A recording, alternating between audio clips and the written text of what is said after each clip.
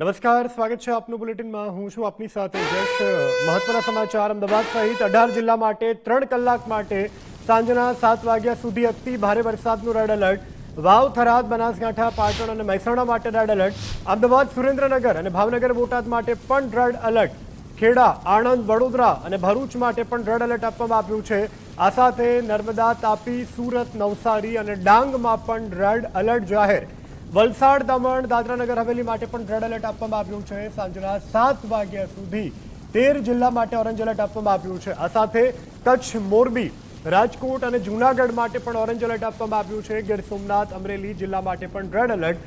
ગાંધીનગર, સાબરકાંઠા, અરવલ્લીમાં orange alert આપવામાં આવ્યું છે। મહીસાગર, પંચમહાલ, દાહોદ અને છોટાઉદેપુર માટે ઓરેન્જ એલર્ટ। જામનગર, દેવભૂમિ, દ્વારકા અને પોરબંદર માટે યલો એલર્ટ આપવામાં આવ્યું છે। એટલે કે સાંજે 7 વાગ્યા સુધી રાજ્યના વિવિધ વિસ્તારોને મેઘરાજા ધમરોળશે। સહયોગી વિક્રમ મીર આપણી સાથે ન્યૂઝરૂમથી લાઈવ જોડાઈ ચૂક્યા છે। વિક્રમ, જે રીતે હવામાન વિભાગ તરફથી આગાહી કરવામાં આવી છે, ખાસ કયા કયા એવા વિસ્તારો છે કે જ્યાં સૌથી વધારે વરસાદ પડી શકે છે? યશ, એટલે અત્યારે એક બે નહીં પણ એક સાથે ગુજરાત પર 5 વરસાદી સિસ્ટમ એક્ટિવ થઈ છે અને જેના કારણે હવે જે હવામાન વિભાગ દ્વારા જે આગાહી આપવામાં આવી રહી છે તેમાં રેડ એલર્ટવાળા જે જિલ્લાઓ છે તેમાં વધારો જ થઈ રહ્યો છે। અને હાલ હજી જસ્ટ જ મને જે રીતે અહીંયા હવામાન વિભાગ દ્વારા પણ આ મેસેજ આવી ગયો છે, એટલે કે તંત્ર દ્વારા તમામ લોકોને હવે આ રીતે અપડેટ પણ કરવામાં આવી રહ્યા છે, મેસેજ આપવામાં આવી રહ્યો છે, જેમાં કહેવામાં આવી રહ્યું છે કે આગામી 24 કલાક અમદાવાદ, વડોદરા, અમરેલી, ગીર સોમનાથ આ તમામ જિલ્લાઓના નામ પણ અહીંયા મેસેજમાં આપવામાં આવ્યા છે।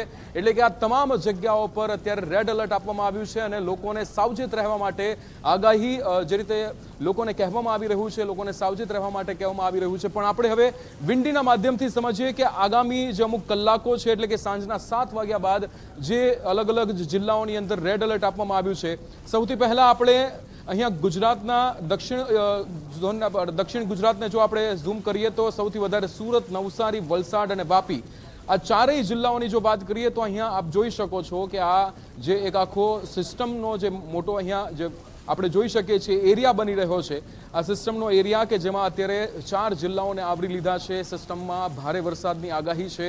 ત્યારે અહીંયા આપણે જો દક્ષિણ ગુજરાતથી આગળ વધી અને સૌરાષ્ટ્ર બાજુના જો દરિયાઈ પટ્ટાના વિસ્તારની પર નજર કરીએ તો અત્યારે મહુવા, અલંગ, ભાવનગર સહિતના આ તમામ વિસ્તારોમાં જે વરસાદી સિસ્ટમ છે તે જોવા મળી રહી છે અને માત્ર અહીંયા બ્લુ ઝોન નથી બની રહ્યું પણ અહીંયા ભારે વરસાદની આગાહી જે છે તે કરવામાં આવી રહી છે। 7 વાગ્યા આસપાસના આપણે જ્યારે પણ આ દ્રશ્યો જોઈએ છીએ તો આપ જોઈ શકો છો આખી જે આ બે મોટી સિસ્ટમ જે બની રહી છે તે સમગ્ર વિસ્તારને, સમગ્ર ગુજરાતના, મધ્ય ગુજરાતને, સૌરાષ્ટ્ર અને દક્ષિણ ગુજરાતને આવરી લે તેટલી મોટી આ સિસ્ટમ બની રહી છે।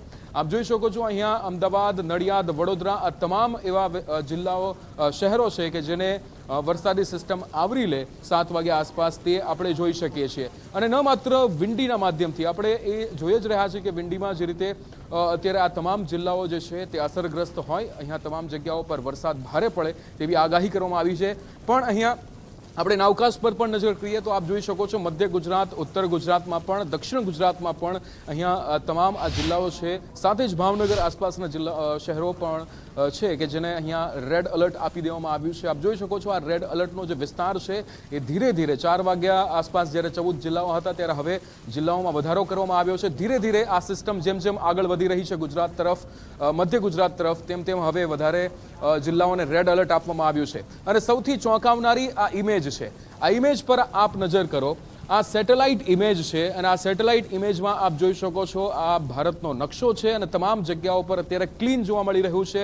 માત્ર જે સૌથી મોટી જે સિસ્ટમ જોવા મળી રહી છે, જે એક્ટિવ સિસ્ટમ છે વરસાદની, એ ગુજરાત અને મહારાષ્ટ્રની આસપાસ જોવા મળી રહી છે। આ સૌથી મોટી આ ઇમેજ આપ જોઈ શકો છો, ચોંકાવનારી ઇમેજ જે સેટેલાઇટ તરફથી આપણે જોઈ શકીએ છીએ કે આ ગુજરાત તરફ આ સિસ્ટમ જે છે, આ જે ભેજવાળા જે વાદળો છે તે ધીરે ધીરે આગળ વધી રહ્યા છે અને આ જ ચોંકાવનારી ઇમેજ કે જે લોકોને ડરાવી રહી છે, તંત્રને ક્યાંક અહીંયા સાવચેત રહેવા માટે, તંત્રને એલર્ટ રહેવા માટે જે ડરાવી રહી છે। અહીંયા સ્કૂલોમાં રજા જાહેર કરી દેવામાં આવી છે અને તેની પાછળનું કારણ આ ઇમેજ છે કે જેના કારણે અત્યારે તંત્ર પણ એલર્ટ થઈ ગયું છે। અલગ અલગ જિલ્લાઓમાં SDRF, NDRFની ટીમો પણ ઉતારી દેવામાં આવી છે। એટલે આ ઇમેજ એ ચોંકાવનારી છે, એ ડરાવે છે, કારણ કે એક સૌથી મોટી વરસાદી સિસ્ટમ જે ગુજરાત તરફ, મધ્ય ગુજરાત તરફ આગળ વધી રહી છે અને જે અહીંયા આ તમામ લોકોને અહીંયા સતર્ક રહેવા માટે સૂચવી રહી છે.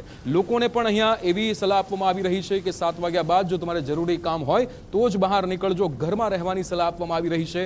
જે અલગ અલગ વિસ્તાર છે, જે અલગ અલગ જિલ્લાઓ છે કે જ્યાં અત્યારે તંત્ર દ્વારા સતર્કતા દાખવવા માટે સૂચના આપવામાં આવી રહી છે, લોકોને અહીંયા અપીલ કરવામાં આવી રહી છે કે ઘરમાં રહો અને સતર્ક રહો. યશ, બિલકુલ વિક્રમ, આપ જોડાયા અને જાણકારી આપી તે બદલ આપનો ખૂબ ખૂબ આભાર. તો અત્યારે હવામાન વિભાગે